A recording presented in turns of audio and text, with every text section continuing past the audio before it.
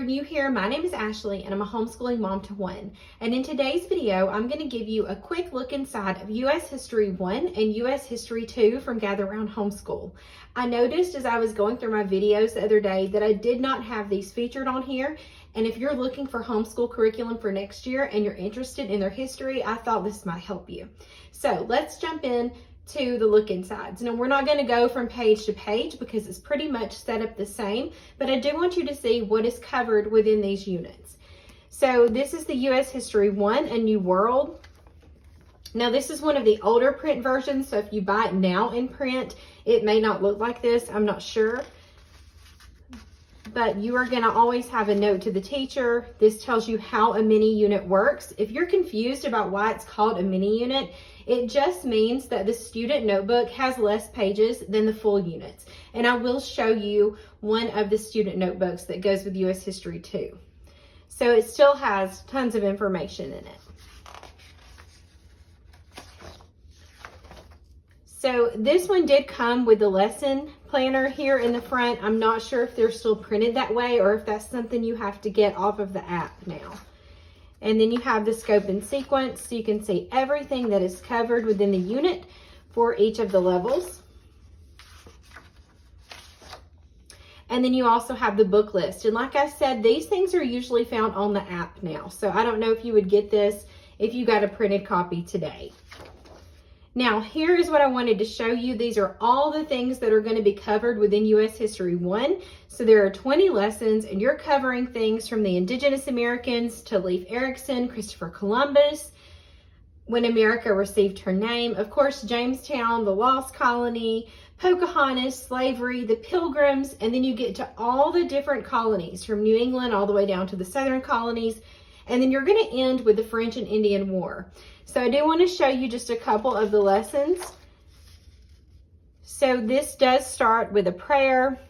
There's a tip here that you could do if you want to.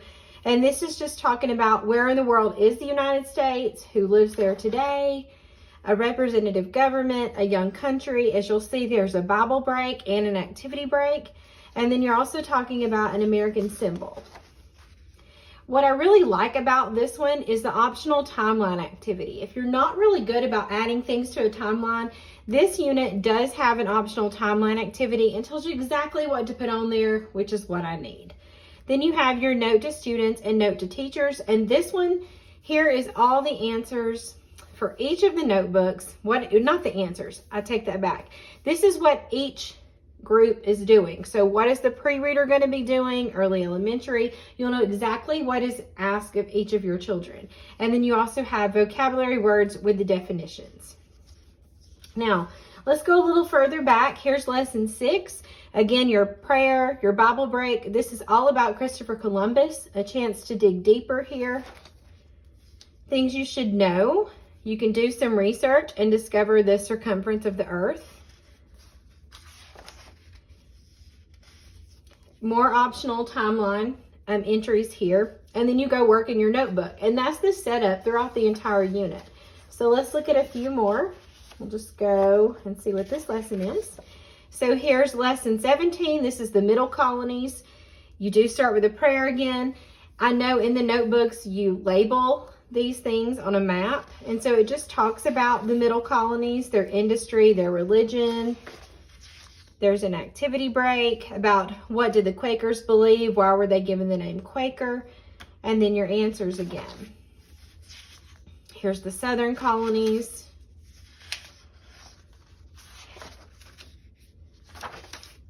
Then you have conflict in the colonies with King Philip's War, and then the French and Indian War is lesson 20.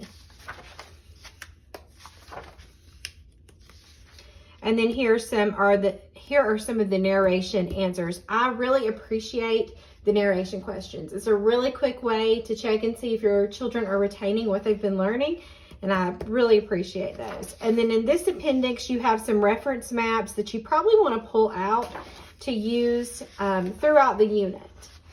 And so these are all in the back for you to use. And there's a timeline in case you need one. And then they have their references. So that's just some of U.S. History 1. We enjoyed this. We did it last year, and we really enjoyed it. But we just finished, and so far this one has been my favorite. So this is U.S. History 2, Rise to Independence. This one was definitely my favorite between the two, and I know I'm going to love the ones coming up also. So again, you're starting with your note to the teacher. How does a mini unit work? It does say don't miss the exclusive MP3 stories add-on that goes along with this unit, and there's also a coloring book add-on. I do not have that because my son hates coloring. So, and you also can see that the QR codes are here, and that will take you to where you can find online resources. This one does have the lesson pages in it and the scope and sequence. Then this one has optional hands-on activities. I don't know if that was in the first one. Let me check that out and see if that is in this first U.S. History. After the scope and sequence, but before the book list. I don't see it in this one. So this one has optional hands-on activities and some supplies that you will need for those for each of the lessons. And then you do have a book list and resources, and they're done by lesson. So I just like to look in here and look for something we can do as a read aloud because I have an older son, but tons of different suggestions here for things to read to go with this unit. And then you have your table of contents. So you're covering things like taxation without representation, the birthplace of the Revolution. You're going to talk about Benjamin Franklin, George Washington, John Adams, Thomas Jefferson. So many great things. The Declaration of Independence, the American flag, many, many battles, the war, the Louisiana Purchase, Lewis and Clark, and the rise of industry is kind of where you just leave off, and it makes me so excited to start U.S. History 3. But just like U.S. History 1, it does start with a prayer, and then you jump right into the lesson. It does have Did You Know, just like the last one did. This talks about like the 3 main reasons for the 13 colonies. And then you kind of are reviewing what you just learned in the last one about the colonies, why we should study history. And then there's a let's talk about it, which kind of is just a good way to spur some more conversation about what you just read. Then at the end of this one, it just tells what the students and the teachers need to do. It does give the vocabulary, but not the definitions. And I kind of miss that because the first one did have the definitions with it. We would have to go and look these up. And then here's your optional hands-on activity. Now this one does have the answers. So it doesn't tell you exactly what each notebook is doing, but it does give you the answers if they're needed. So that is a definite difference in the two from U.S. History 1 to U.S. History 2. This is taxation without representation. So you cover things like the Molasses Act, the Sugar Act. There is an extension activity, the Stamp Act. And again, you have let's talk about it, where why do you think the colonists were so strongly opposed? And it's just really good talking points. Then you've got the birthplace of a revolution. So you're going to cover the Sons and Daughters of Liberty, the Boston Massacre, the Boston Tea Party, the Intolerable Acts. And then here's a lesson on Benjamin Franklin. And so they're kind of set up the same when you're talking about, a certain person. They're set up the same.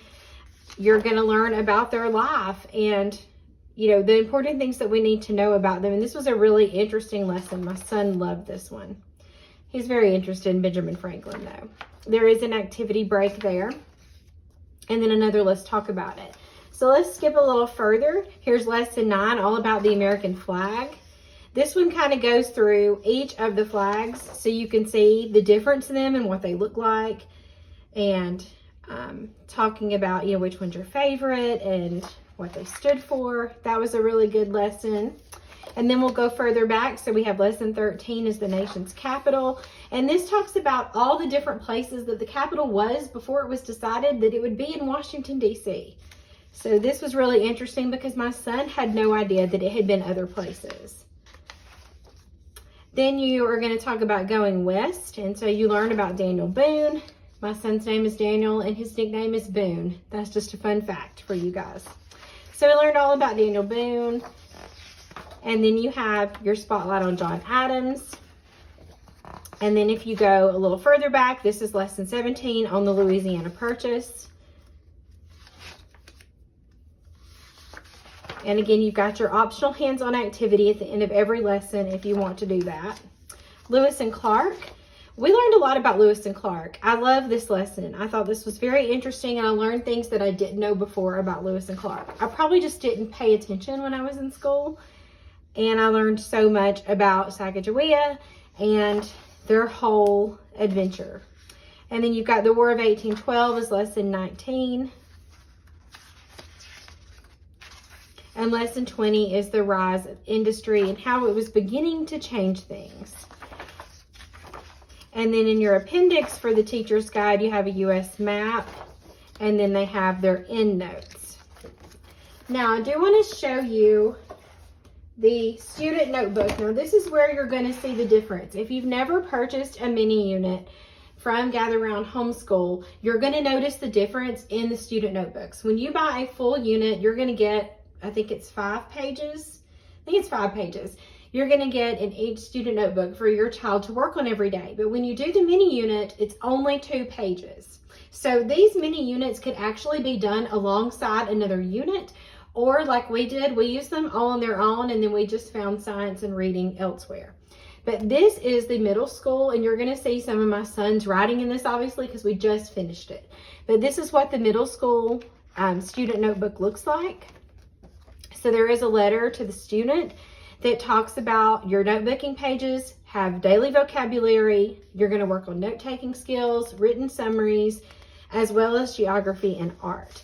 Now, I do want to point out something, and when we get there, I will. So here's your table of contents, and so you'll notice it will be like notebooking and unit project, or notebooking and free writing, or notebooking and something else. So the notebooking is there every day, just like in the full units, and then you have a different activity.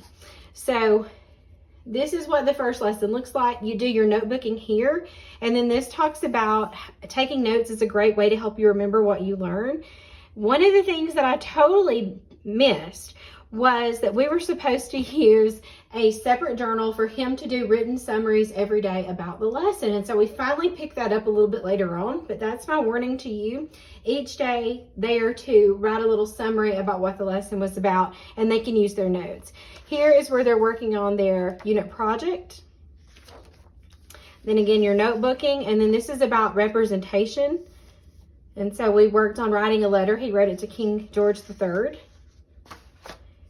And then this is the birthplace of the revolution, and this was a free write. So there are suggestions in case your child didn't know what they wanted to write about. They can choose whatever they want to, but they do have some suggestions over here for a free write. And then they have narration. Now, it looks like my son did not answer these, and when I do a review of this unit, I'm going to show you what I did so that we could use this narration as a quiz grade. But the narration questions are wonderful. They're over the previous 4 lessons. So you'll find them like lesson 4, lesson 8, lesson 12. They're throughout the whole unit. This is another work on their unit project. And then here, you could design a fort. And so that's what he did here. And we just stuck a picture in there, but you can draw if you want to. And then more notebooking and more free writing. And then here's where, lesson 8 is where I finally realized he needed to give me a summary. And so I just wrote it at the top. And then we had more narration. And that's what I just would do after he took notes and after we talked about it. I just tell him to like quickly summarize what that was about. And so that's what we started doing. So he did like the Battle of Saratoga and Valley Forge, and he just told me and I would write it down instead of him going to write the summary. But it does say, you know, you can write a 2-paragraph summary of the battles there. This is about an army. We didn't get to this free write. There's an extra free write, but he wanted to finish his last free write. So that's why this page is blank. And then you've got like the first 10 amendments and narration. So even though it's just 2 pages, it's really good 2 pages. Like they really helped us bring this unit, you know, and the learning together were these 2 pages. So this is westward expansion, and we talked about explorers. And then John Adams and a free write. And then we have a timeline and some narration. And this one I did just jot down on here because you'll see in the review I messed up there. Louisiana Purchase and another unit project. The unit project builds. You work on it a little bit throughout the entire unit, and then you will present it at the end in case you've never used that before. And this is a little picture. This is where he needed to work on his unit project, and he had to proofread his poem, his story, or his monologue. And he was being Patrick Henry, doing the give me liberty or give me death speech. And he made a little Lego figure, and we just stuck that in there to go with his speech. So, and then here, more notebooking, and then this is where he practiced his performance of his unit project, and he rated himself. And so that was really good to see what he needed to work on. And then you're summarizing here, and then this narration, when you get to lesson 20, there's going to be some questions from the previous 4 lessons, but then it's also going to go back and touch on some of the other stuff you'd learned from the beginning. So this is a really big one. In the appendix of the student notebook, there is a vocabulary cheat sheet for your vocabulary words. This is a note-taking example if you need that. He did work on a biography of George Washington. This is the Declaration of Independence that you can read through. Oh, Captain, my Captain. I'm not sure. This was for lesson 14, but I don't know what we did there. Here's a sample timeline. Here's the Star Spangled Banner. And then his performance rating is where I rated him on his performance for his unit project. And then there is a map. And we finished it on May 10th, 2023. He successfully finished U.S. History 2. So that is just a quick flip through of the first 2 histories. We love their history series, and we plan to use it throughout high school. So you will see upcoming on my channel 3 and 4, because I've already purchased those, and eventually I will purchase 5 and 6. If you have any questions about their history, please leave them down in the comments below. I have tons of videos about Gather Round Homeschool if you're new to that, or if you just have any questions about homeschool in general, leave them down in the comments and I'll definitely get back to you. And as always, thank you so much for watching.